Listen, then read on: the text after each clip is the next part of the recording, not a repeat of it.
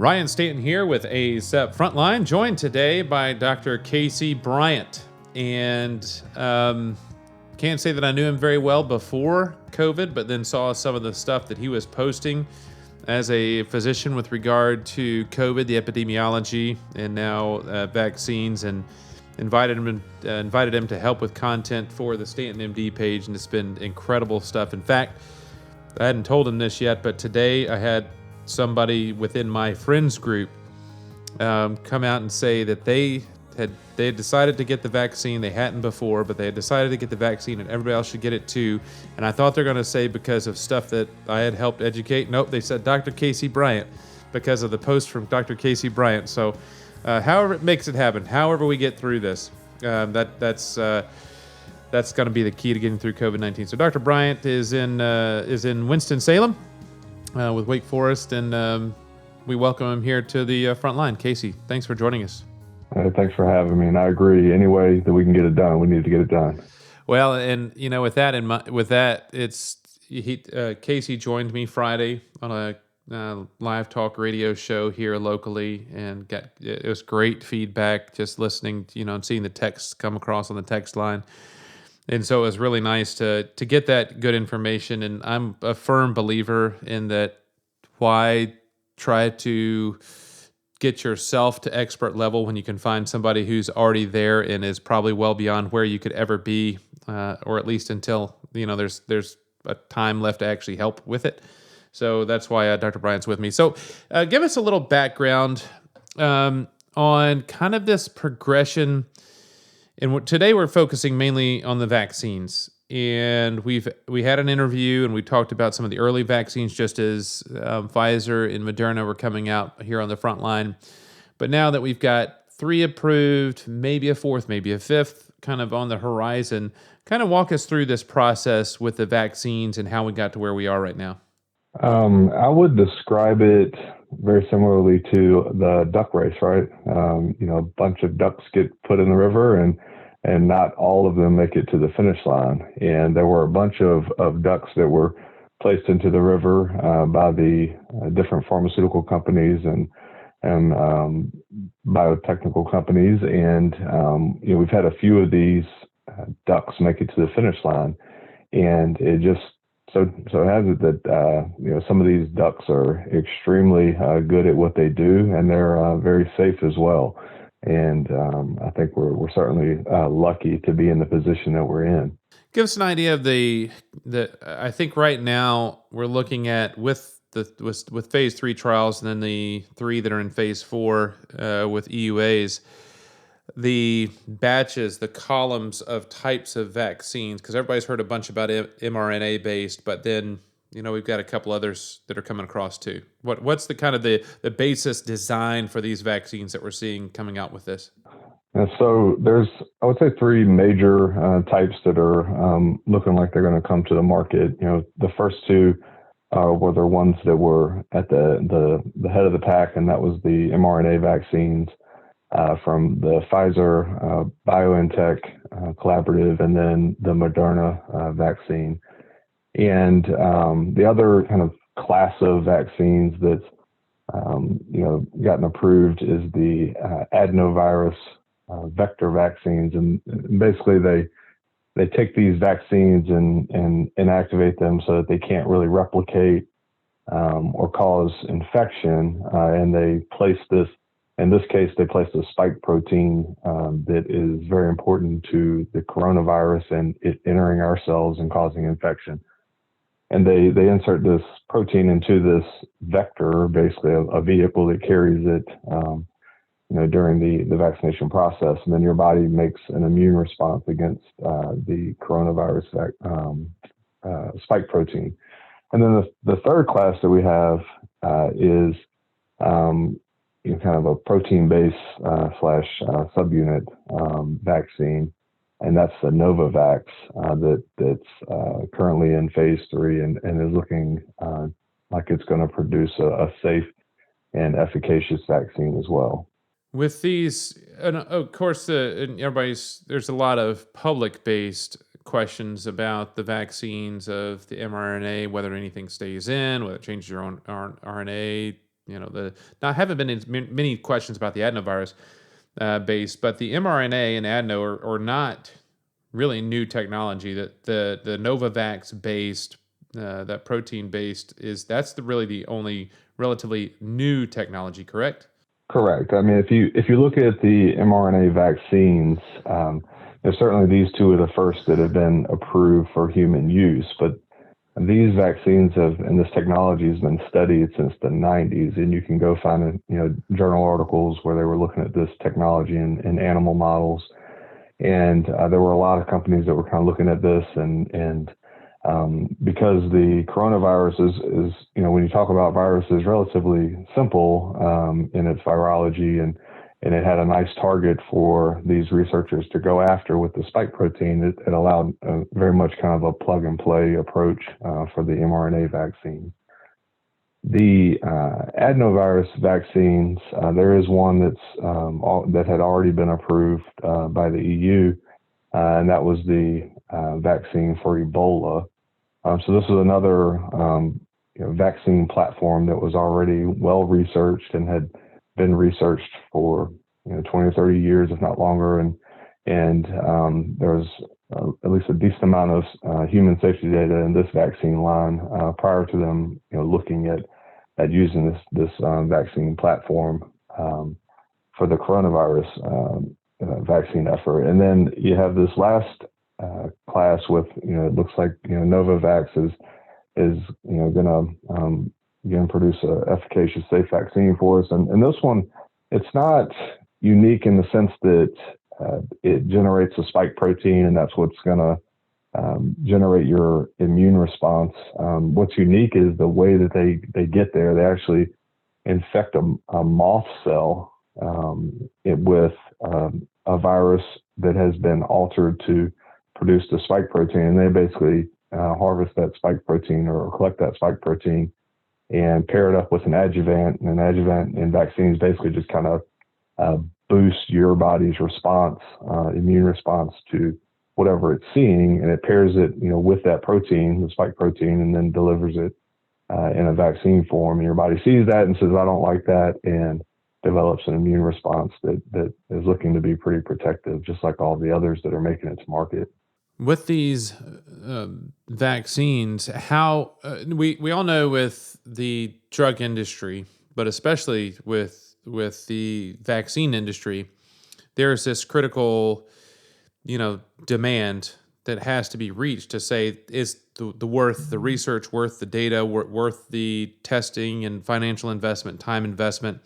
How huge is it for not only this vaccine, but vaccines moving forward, that COVID basically was this giant worldwide guaranteed market with support of governments from around the world saying, we're going to buy this up and provide it for our citizens, just like the United States has, with basically almost 500 million doses committed by the U.S. government.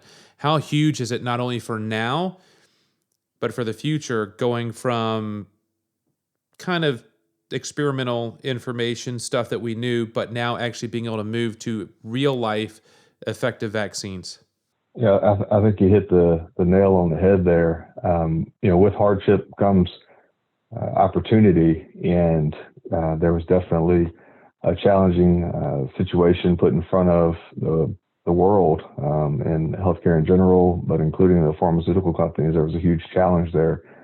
And to meet part of that challenge was going to require some investment in capital. And you basically had everything accelerated because there was such a need, right? If you invest on the front end and get this thing under control, you have the ability to limit the damage from the pandemic overall, both from a health standpoint, but also from economics and multiple different other facets in the ways that the pandemic really kind of affects our lives in a negative fashion. So again, it's kind of out of a time of hardship. There's always opportunities to step up, and it definitely accelerated things. And these companies had already been looking at this technology, and certainly this investment in capital helped move things along a lot more quickly. And hopefully, with these new vaccine platforms and things like that, if we're met with another pandemic in the future, we'll be able to respond in a similarly rapid fashion.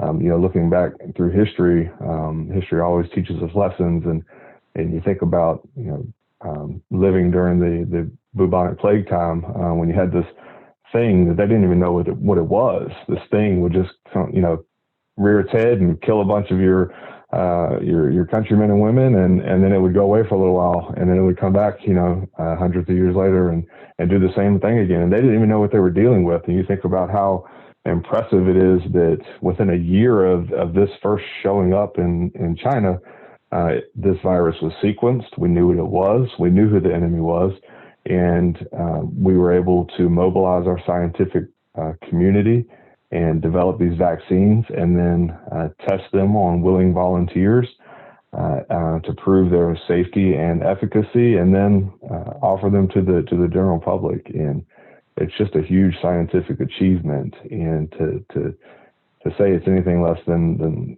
probably a scientific achievement of our lifetimes, I think would be an understatement.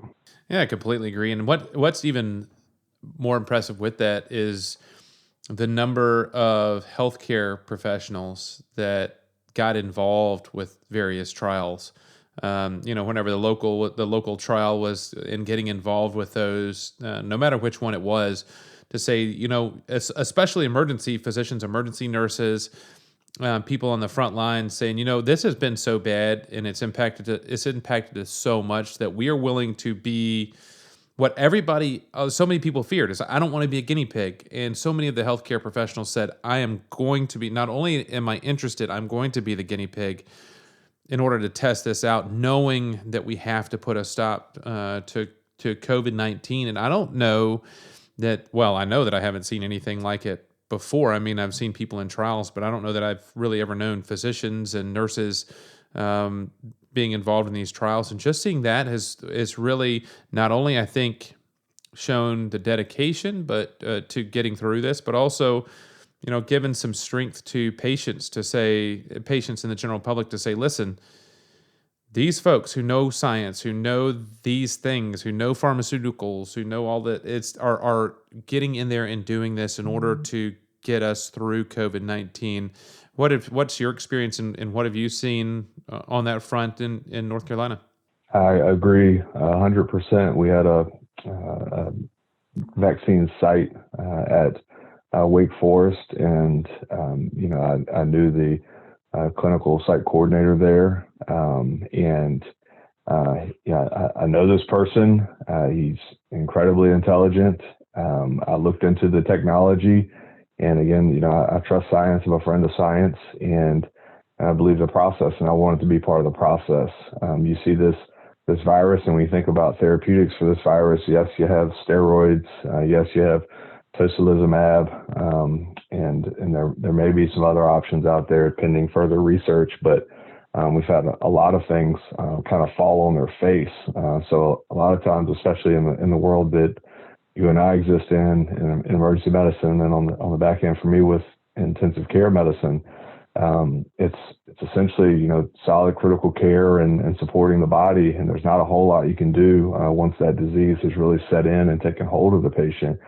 And I think this vaccine, all of the vaccines really gave us hope, and I think that a lot of people want to be part of the process of bringing that hope to the public and to our patients, and to try to be part of the solution in beating this pandemic. One of the biggest or most frequent questions that I will end up getting, it has to do with the stability, and we're seeing variants, shifts in some of the spike proteins on the coronavirus.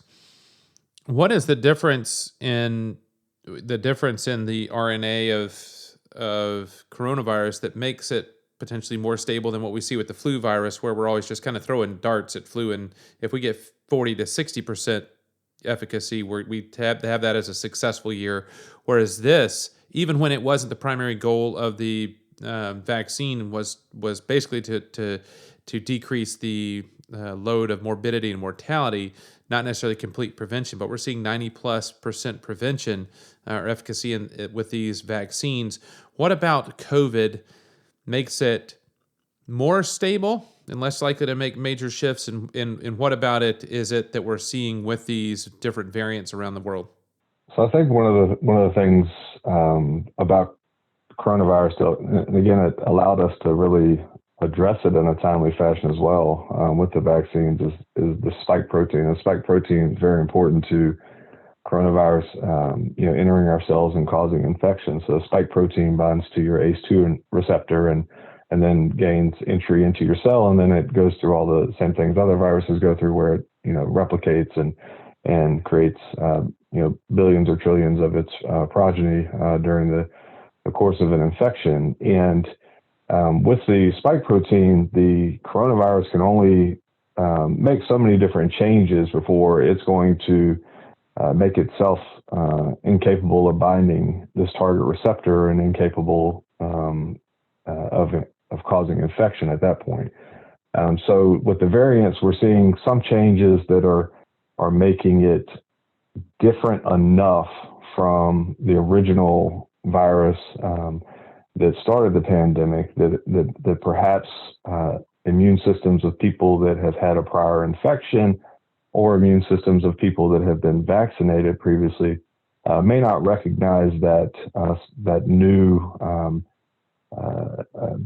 new spike protein quite as readily. But I think the important thing is that there seems to still be 100% effectiveness at still preventing hospitalizations and deaths.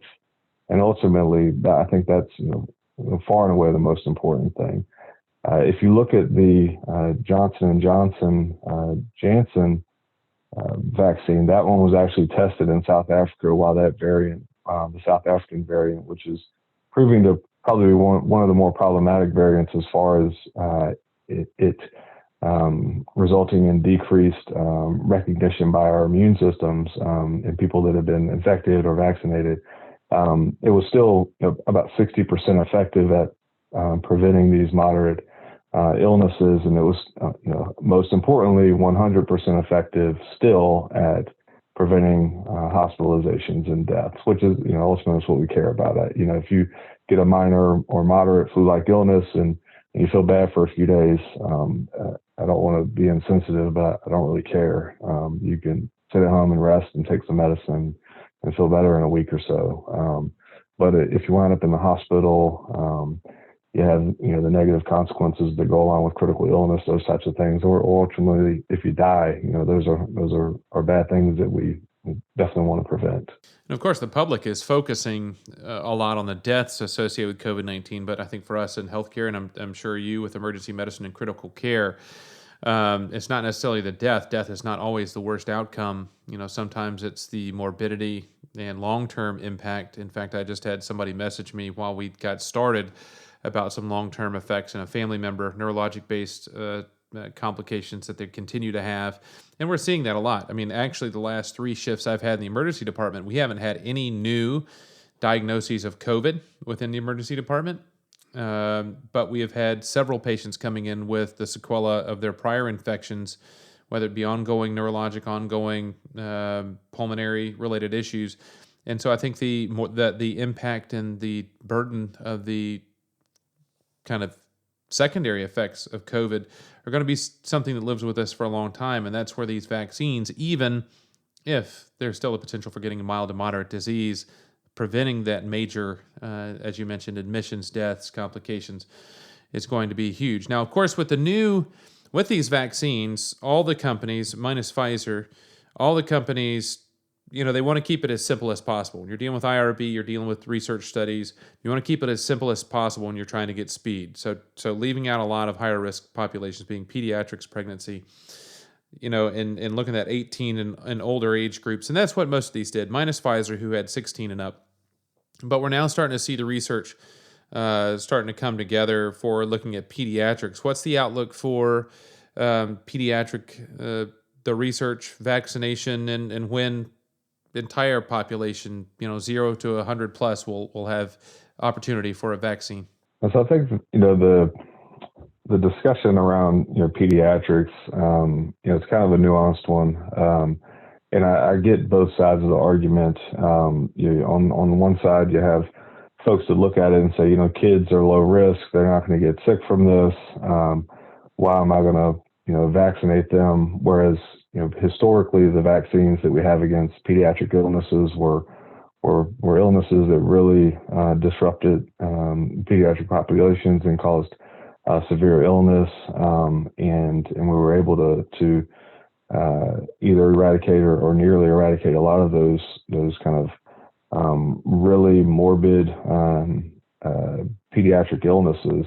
On the other hand, there's the discussion about vaccinating the pediatric population, and as part of our efforts to really kind of end this pandemic and stamp it out. And I get both sides of the argument, and I think that a lot of it's probably going to boil down to a discussion, of risk/benefits in the household. There doesn't seem to be a lot of risk, although people still have a lot of concerns and things centered around the viruses. But some of it will be centered around, who lives in that household. Are we trying to protect someone there, and those types of things? And ultimately, I'm a supporter of vaccines, and I would, there's nothing to say that these vaccines are going to put children at risk, and it'll certainly help stamp things out. I'm just trying to exist in reality, where people have a lot of concerns, and people will weigh these decisions, greatly, and take time, deciding what's best for them and their family. I can speak to someone I know personally that maybe didn't have quite the response to their personal vaccination due to some medical conditions they have, and we're seeing some data out there that people that have solid organ transplants may not generate as robust of an immune response, or may not generate a detectable immune response really at all to vaccination. And whether or not that turns into something protective or not, I think we're still trying to learn that. But then that caused an acceleration and a desire to get other members of the household, some of which were less than 18, obviously keeping with the Pfizer recommendations of 16 and up. But it's a nuanced discussion, and I think that we need more data. There'll be more trials that come out, and they'll look at pediatrics, and people will make their own decisions about whether to vaccinate their children or not. Me personally, I'll vaccinate mine. Yeah, absolutely. I plan the same because it's, my kids, even though they're very low risk, they don't live in a vacuum. Being, they want to see their grandparents, they want to see their other family members that are have more calendars behind them, and it's they may not be a huge risk, even though you do have the multi-organ inflammatory type syndrome, but at the same time, it's not necessarily the person getting it. And I think that's one thing that's a challenge for a lot of the current American public that lives in, many live in a very me type of centered atmosphere, and in the way that vaccines work are not only to protect you, but also to help protect everybody around you. And when it comes to COVID, that protection of those that, as you mentioned, may not build a sufficient immune response, cannot get the vaccine, or just for the sake of just not getting ill altogether, potentially spreading it to them. As of the recording right now, Moderna is in there. It's got their 2 trials on 12 to 17 that is fully recruited up to, I believe it's a 3,000 patient in that trial. And then they have another one at under 12, so 11 and below, that is going to be right shy of 7,000 in that trial as well. So I expect sometime within 2021 we'll see that come up as a potential for approval. And I know that a lot of parents and teachers that I know are interested in that, just because of that exposure and when that'll happen. As we also right now, we've had recently a fair amount of news regarding the AstraZeneca vaccine. They were one that was thought to be maybe one of the early players to be out first. There was a lot of data that came out pretty early on the AZ vaccine, and then it kind of rolled back. It paused a little bit. Got approved in other areas of the world, including the EU. Was paused again, and now we're seeing some data here in the United States suggesting they may be applying soon for their EUA. What is the status and the findings, or what do we know about the AZ vaccine at this point? So the AZ vaccine uses a very similar platform, or the same platform as the Johnson and Johnson vaccine. And you're correct that it's kind of hit a few more speed bumps along the way, and has gotten some negative press. It still is a major player in many parts of the world, and has been given to millions of people. It recently came under some scrutiny because there was some thought that maybe it was contributing to clotting events in patients, and it seems that's not really panning out, and that the rates of clotting are not exceeding normal expected rates of clotting in the population. And these are examples of the checks and balances working, right? A lot of people see these things happen, and then they say, "Aha! See, we told you they weren't safe." But this is what we want the process to look like. When these things come up, we want the scientific community to say, "Hey, we're seeing something here. Let's look at it."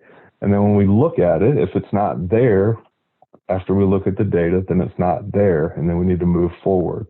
So I haven't seen anything with the AstraZeneca vaccine that would suggest that it causes harm, or it's unsafe, or that it's not effective. It seems that it's probably less effective against the South African variant, as it seems all of the vaccines are going to be less effective. But again, effectiveness is not the whole story. If it keeps you out of the hospital, keeps you from dying, that in my mind is effective. And even today, there was some negative press about the AstraZeneca because there was an independent board that looked at the data and said they're using data that may have been old to report this efficacy number in the U.S. trial. And reading into that, and you should always dive into things a little bit more. Reading into it, it was actually that if they included the entire data set, it would have been a little bit less, but still 70% effective instead of 79% effective. And that really doesn't mean a whole lot to me as far as a big change. But again, this is what you want the process to be. You want it to be open, you want it to be honest, and you want it to be scrutinized. And every step of the way, this entire process of bringing these vaccines to the public and then monitoring them after they've been rolled out has had all of those checks and balances, and has followed the key steps in the process to make sure that these things are safe and that we're doing the right thing. Well, and you imagine, not only do we want to see the transparency, we want that data out there, which we've seen with these EUA discussions. A lot of data out there, a lot of it's getting reviewed and put online in terms of translation. What does it mean? Which has been very nice. And I'm sure, as we know in healthcare, if you're not in healthcare and you're listening, because we're talking about vaccines, what happens a lot of times in healthcare is pharmaceutical companies will start trying to torpedo each other to grab market share. And so, I'd imagine that's going to start happening as well, where there's little pokes and, each poking at each other to trying to get some of their own market share, like we've seen with some of the antiemetics in the past, some of the other medications that just, you get these reports, and all of a sudden everything, you get a little bit of bad press, and all of a sudden, and that actually gets me to something. I do a lot of media, and so I can't say that I'm completely disconnected from what I'm about to say. But one of the things that really so much, when we're talking about vaccinating an entire planet, and especially vaccinating the entire United States, people still get sick and they still die. Every day, somebody's going to get sick and somebody's going to die. Actually, a lot of people are going to get sick. And so when you're vaccinating the entire world, it's just natural that somebody's going to have an issue. They're going to get sick or they're going to die shortly after getting the vaccine. And it falls back into that correlation does not indicate causation type argument. And one thing that has been driving me absolutely nuts has been the media reports of every single, what they advertise, on the headline as a complication after the vaccine, trying to make correlation or causation from a correlation. And I don't know that it helps. And so how do we, when you've got media that aren't medically trained. They're just grabbing information, looking for the most clicks, looking for headlines, looking for the most impact that can get audience. How do we work with media outlets and ways that we can get out there in order to make sure that as many people as possible get the vaccine? Because we know that we're not fighting at this point coronavirus. We are, but we're not fighting it from a educational and public relations standpoint. We're fighting false narratives and clickbait and everything else that's kind of out there, because I'm yet to hear somebody say they don't want to get the vaccine because of this and it was a actual evidence-based reason. It was, the myth of the causes sterilization, the myth of it causes Guillain-Barré or whatever it may be, or clotting, and this, that's a decent one too. How do we work through that as medical professionals to get as many people vaccinated as possible? Because you and I know that the fewer people get vaccinated, the longer this thing goes on, and the closer we get to that 100% mark, the faster we can even potentially totally get rid of it. You bring up a great point, and I think the answer to it is you just keep showing up each day. I think that I've seen a lot of doctors that have gotten away from just the bedside and have gotten into public education. My own effort to educate people within my social circle was very organic. It was, hearing people ask these questions, base, things that just kind of happen to be happened around the same time, or these stories that they were coming across, and then they were using these as reasons that they weren't going to get vaccinated. And then being, again, a friend of science, right? So the reason you do a randomized control double-blind trial is so that you can figure out whether or not there is correlation. And you have to believe the data when you see it. These trials are rigorously done. They're passed through IRB approval. The people that participate are volunteers that sign up for it. And that lets you know whether or not these things are real or not. And if you think to the Johnson & Johnson trial, that one was paused because there was a stroke. As you alluded to a few minutes ago, strokes happen, deaths happen, sickness happens all the time. What we're trying to do is mitigate sickness, extend people's lives. And what they did was they paused the trial. They looked at it and said, you know what, this wasn't related to the vaccine at all. They continued the trial, and the trial, went through to the end, and folks like yourself are continued to be followed for those, safety reasons to make sure that that these things are safe. And just correlation in and of itself, right? It makes a good clickbait news story. But if I brush my teeth and then go get in a car wreck on the way to work and die, it doesn't mean that people should stop brushing their teeth, right? That brushing my teeth had nothing to do with the fact that I died in an automobile accident. It was probably more related to somebody looking at their phone, clicking on a clickbait article when they should have been focusing on driving. But I think, we got to show up each day. We got to, trust the science, and then we need to spread the data and amongst our own social networks, and people that know us and trust us, and get them to understand the data and understand why these are safe and efficacious, and then turn them into people that will then go spread that word further. Talking with Dr. Casey Bryant, emergency medicine and critical care physician with Wake Forest in Winston-Salem.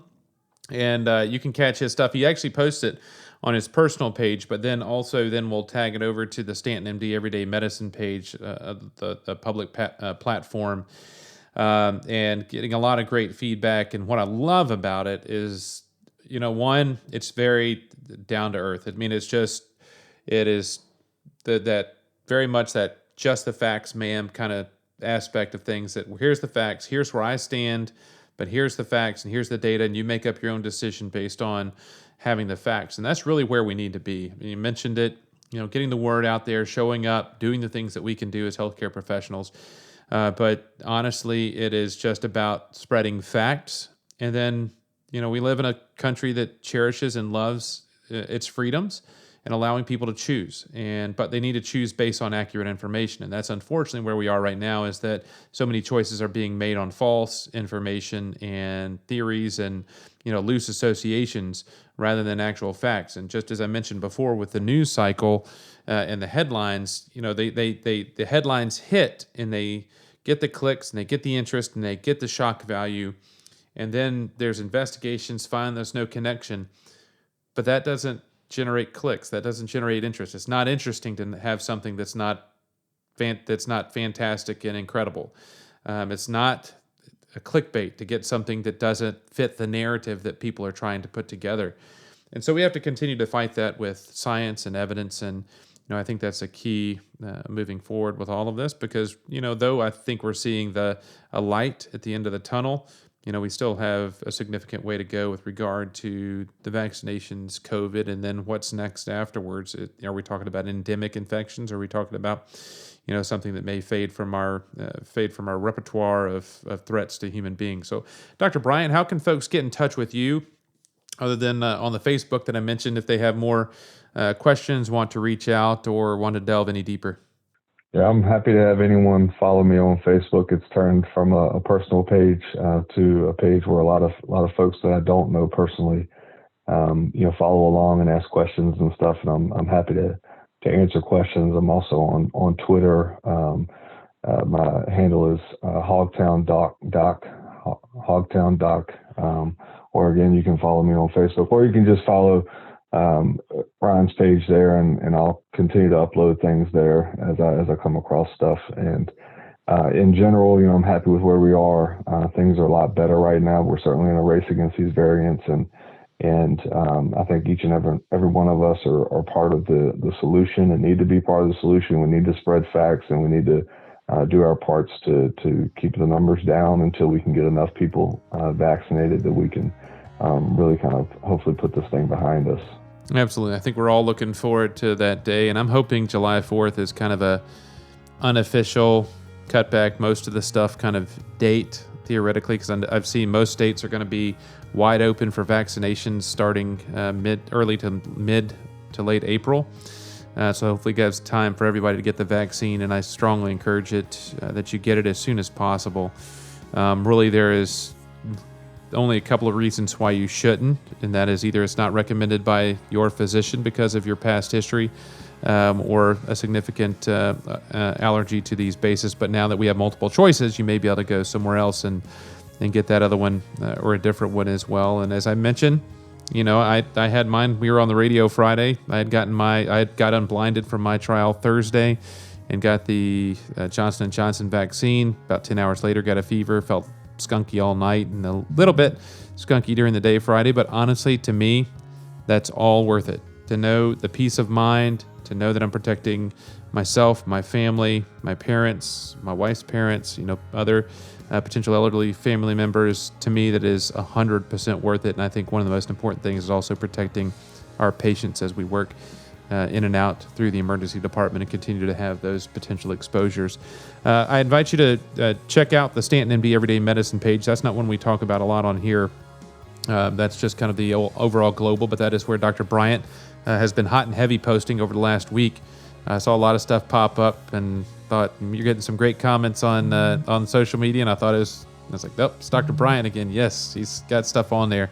So a lot of good new updated stuff on there, but also the ASAP Frontline page at Everyday Med on Twitter. And in fact, the stuff that is posted on Stanton MD goes over to the at Everyday Med, as well as making sure that you are subscribed to our podcast and getting every download as we continue to work through COVID-19, which became COVID-20 and now COVID-21 unofficially. So, and until next time, thanks for joining us. I'm Dr. Ryan Stanton, and this has been some ASAP Frontline.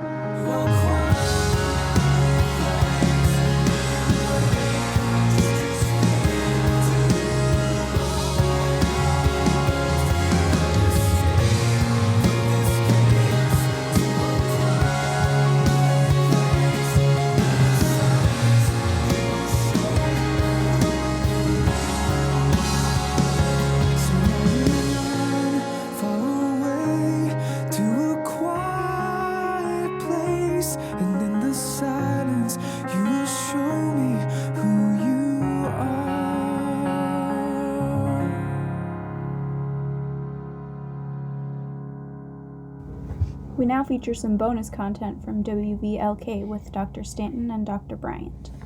Welcome back to Cruiser and Crew here on 97.3 FM WVLK. Ryan Stanton in for the Cruiser Crew. And welcome your texts at 253-5959. So 253-5959, star 590, or 1-877-777-0590. If you want to send a text, feel free to do so. But on the line with me right now is somebody that I'm very excited to have on with us. His name is Dr. Casey Bryant. He's a emergency medicine and critical care physician at Wake Forest in Winston-Salem. And the way I came in contact with Dr. Bryant is that I noticed he had some incredible insight into COVID and the science of the vaccine. And so then I invited him to say, hey, please start putting this stuff on the Stanton MD Everyday Medicine page on Facebook because it's better than anything that I could put together in terms of the vaccine. So I might as well go with the expert there. And invited him on here today because I knew we would be talking a fair amount about the vaccine. So, Dr. Bryant, thanks for joining us here on Cruiser and Crew on 97.3 FM. Hey, Ron, thanks so much for having me. Happy to be here. Yeah, absolutely. And the first question is actually one we got just before the bottom of the hour. Bill on the Auto Tech Service tech line texted, and this is actually an interesting, just on kind of logistics of how vaccines work. So just starting off with a little appetizer here. He says, "What is it? Just my imagination, or was it only referred to as the Pfizer vaccine, but once approved, got called the Pfizer BioNTech?" And then we're seeing the same thing with the Johnson & Johnson one as well. Talk a little bit about why we see the one primary name and then occasionally another name associated with the vaccine. I mean, I would imagine some of that is just coming from the media side of things and people seeing names that they're familiar with, but these kind of more well-known companies, definitely partnered with some of these kind of niche biomedical companies like BioNTech and Janssen, and to come up with these vaccine platforms and really work together to roll these out effectively, in a timely fashion. And there's actually, the next text that came in was actually exactly what I wanted to talk to you about, which is some of these common myths that are out there right now, because the question just came across very simply: can't the vaccine cause sterility? What's kind of the background on that, and what's the myth bust on it? Yeah, so when these vaccines came out, there were naturally a lot of different theories that they were going to cause a myriad of different issues, whether it's sterility or miscarriages, that the vaccines can give you COVID. The list just really goes on, and it's endless. And a lot of them, or at least other than the risk of anaphylaxis and kind of feeling a little run down and achy and maybe feverish for about 24 hours after your shot, they've all pretty much panned out to be just that in theories that didn't really pan out. The sterility one in particular, there was a belief that the vaccine may cause your body to develop antibodies that would then attack the female placenta as it develops. But again, these are things that we're just not seeing. As far as the placenta goes, you had a lot of, not a lot, but you had people in both trials that did become pregnant, and there was no signal there that there was any increased risk of miscarriage. And I have a lot of my physician colleagues that have decided to get vaccinated while they're pregnant, to get vaccinated and then get pregnant, and we're just not really seeing that signal that there's any risk there in the post-market kind of post EUA authorization surveillance. And interestingly, we just saw a news story come across yesterday about it's actually a physician who gave birth, got the second vaccine about 10 days before delivery, and the child actually has the infant has positive antibodies to COVID-19, so even protecting that child. And there hasn't been the studies on it. Of course, when you're doing the EUA, you're looking to keep it as narrow and uncomplicated as possible, which means non-pregnant folks 18 and older in order to kind of protect things. There was one other one here, and this gets into the idea of the myth and idea of of this being an experimental vaccine. And Robert texted in, I'm waiting for the full FDA approval. After all, the survival rate of COVID-19 is about 98%. If somebody comes to you at your facility there at Wake Forest and says that's their reasoning behind it, what are you going to say about that? So we're just in a current situation where the healthcare system can't wait on this full FDA approval, and that process is pretty slow and drawn out and occurs over years. And people were getting sick and people were dying, and you hear a lot about the mortality rate of COVID, but as you and I know, Ryan, infections from COVID are not just about whether you live or die.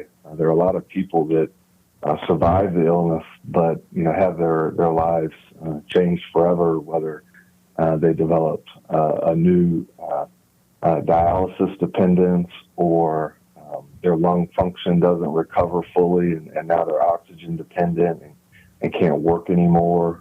They have cognitive deficits from their critical illness that they survived, but those deficits have led them to not be able to do their job any longer. So the illness itself is not just about mortality, and when you take care of these people, you see that it's right in front of your eyes.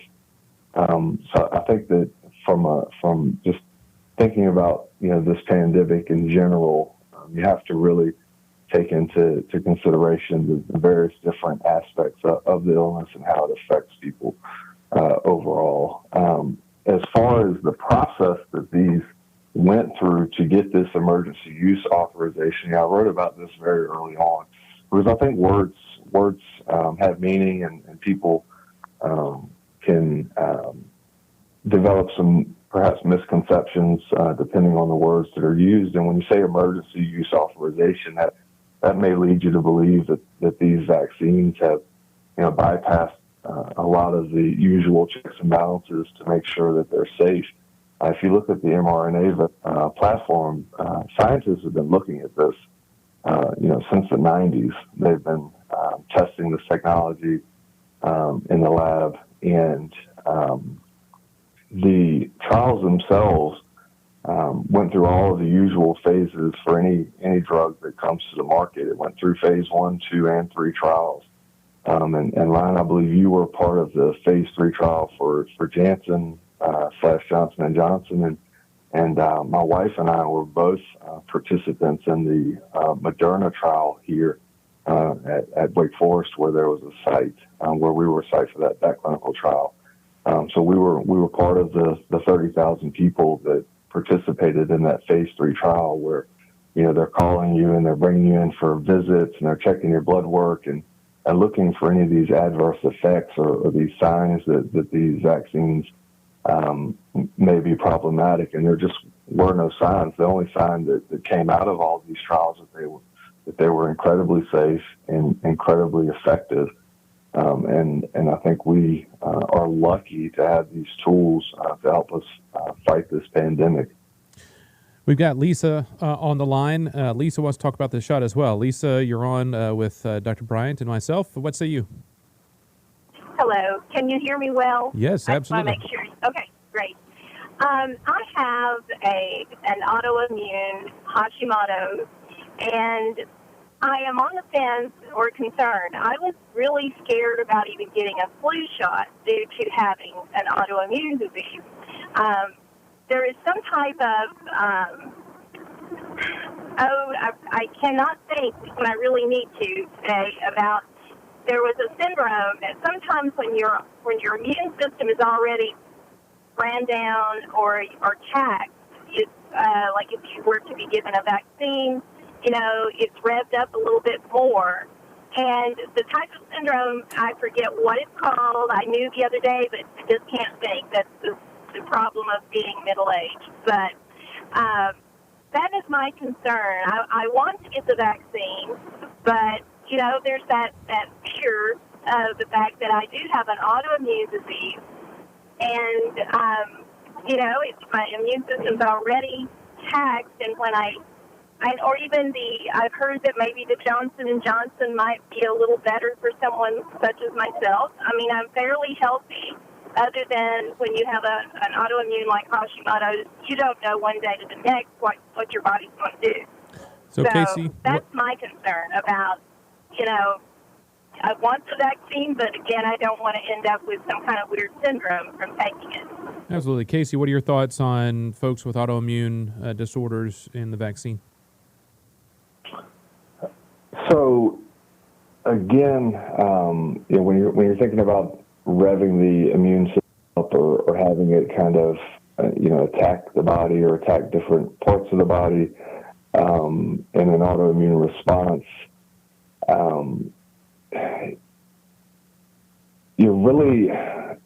I think when you think about whether or not to get vaccinated in this situation, one, there hasn't been a real signal out there that this induces any sort of autoimmune response.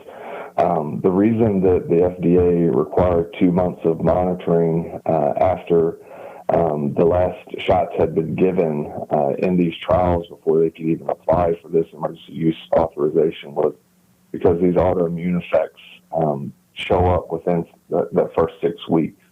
And, we're all still being followed to see if any of us develop any effects. And again, it's just not being seen.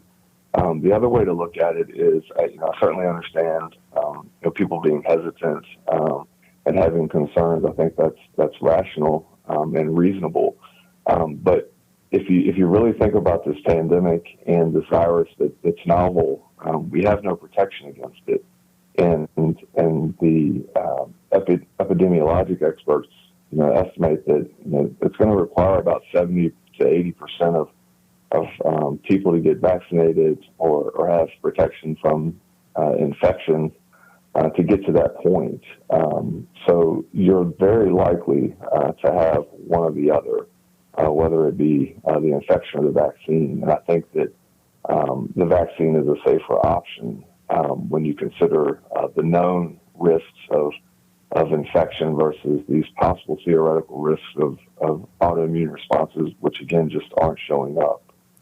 And Lisa, thank you very much. We're going to take a quick break. We'll be right back for one more, a little shorter segment with Dr. Bryant, talking a little bit more about the vaccine aspects of things. But let's take our break right now. You're listening to Cruiser and Crew right here on 97.3 FM WVLK.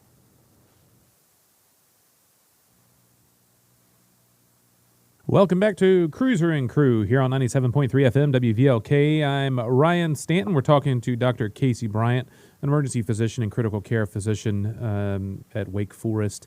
And one of the questions I got earlier in the hour was about the variants that we're seeing in the interaction with the vaccines. From your side of things, what's the thought on these variants that we're seeing around the country? My thought is we need to get vaccinated as quickly as possible. There's new variants that are starting to pop up. You have the UK variant, the Brazil variant.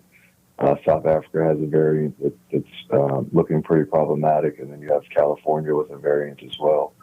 And these variants, as the virus replicates, it kind of makes mistakes as it goes along, and it can make enough mistakes that may make it less effective or may make it more effective. And the mistakes that have resulted in these variants have made the virus more effective at spreading and potentially evading our immune systems. And if it changes enough, it could get to the point where people that have had a prior infection or people that have had prior vaccination, it may evade those immune systems. So I think it just highlights that we need to move quickly. There was some reassuring data, in my opinion, recently in the New England Journal, where they were looking at people that were vaccinated with the Moderna vaccine. And while the neutralization ability of the antibodies was diminished some, especially against the South African variant, it still held high enough to be considered effective. And I think it just highlights them, we need to get in line, we need to get our shots, we need to try to put this thing behind us. Dr. Casey Bryant, emergency medicine, critical care, Wake Forest. You can check his content out on the Stanton MD Everyday Medicine page on Facebook. And Casey, I really appreciate your time and thank you for all your efforts throughout the COVID-19 crisis. Hey, thanks, Ryan. Keep fighting a good fight, and just want to say hey to my wife and kids that are listening. Thanks.